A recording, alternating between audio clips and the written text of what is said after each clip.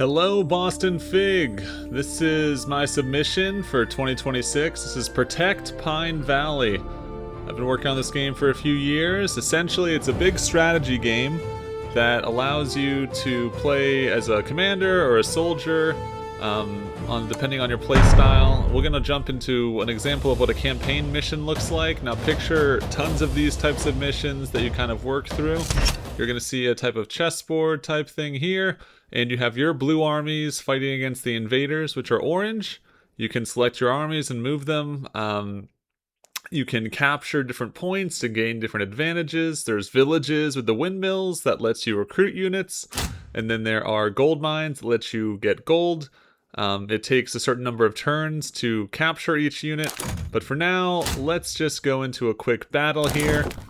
And how battles are triggered is that any armies that are on adjacent tiles to the tile that was just attacked will be included in the battle. So this is going to be a pretty big battle here, and just a fair warning, there are some optimization things that I'm currently working on, so this is going to be a little laggy, but essentially we're about to go into a battle here and have all the units from all those armies rendered on the screen ready to fight, and your job is to win. And your army is here in the blue section, and all your allies are in green, and all of your enemies are in red.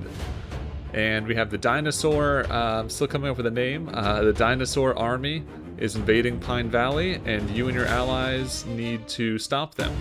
So you can move around with WASD in this camera mode, and you can use mouse 3 to zoom in and out, and also to rotate the camera by pressing down on mouse 3.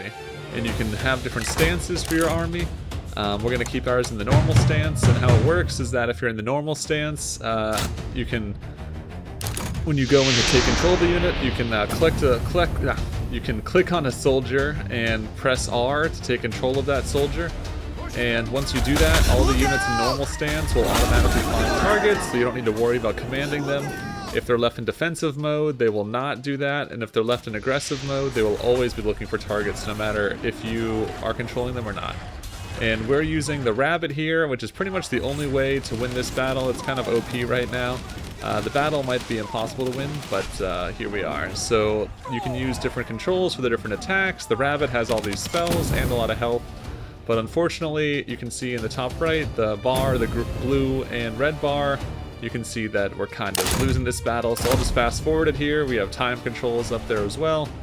And you can see that all the armies, the ones that are being controlled by the computer, your allies that were on the surrounding tiles, are not doing well either, but they are being self-sufficient, and they're trying to win the battle too. So I think this is going to throw a defeat here as soon as all the player units are destroyed.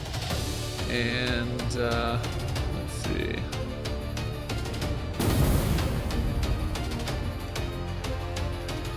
Let's take a little longer. All right, there we go. So we can go back to the main menu, or not the main menu. We can go back to the scenario map, and the scenario is going to reset every time you load it from the main menu, but every time you load it back from a battle, it'll keep it the same. And so we've been defeated, and we've lost a bunch of units.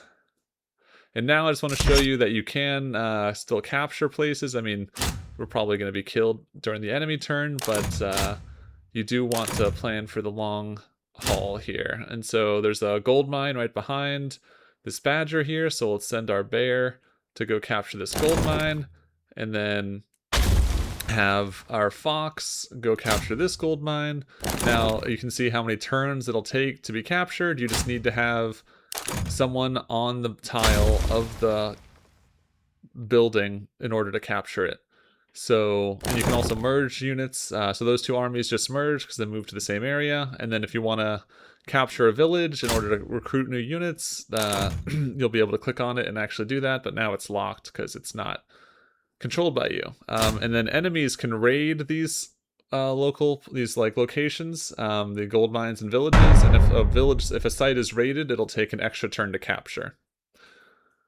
So that's the campaign style, and we'll go into a quick custom battle here. You can, right now, there's a little bit of a bug where all the units are in the same little, like, clicking unit pool won't do anything, but you can click and drag units to each side to see how many you want on the battlefield. You can duplicate them, And you can adjust the slider based on the default, you know, how many units are included in each squadron, and if you want to change that, you can. And so we'll just hop into a battle. And you asked for some uninterrupted footage, so I'll stop talking here and just kind of show you how the battle worked. We got a T-Rex this time, so we got some big units, some small units. That the idea is to kind of have a whole experience with different types of units the player can control and fight against. So yeah, I hope you like this game, and I hope to see you at Fate.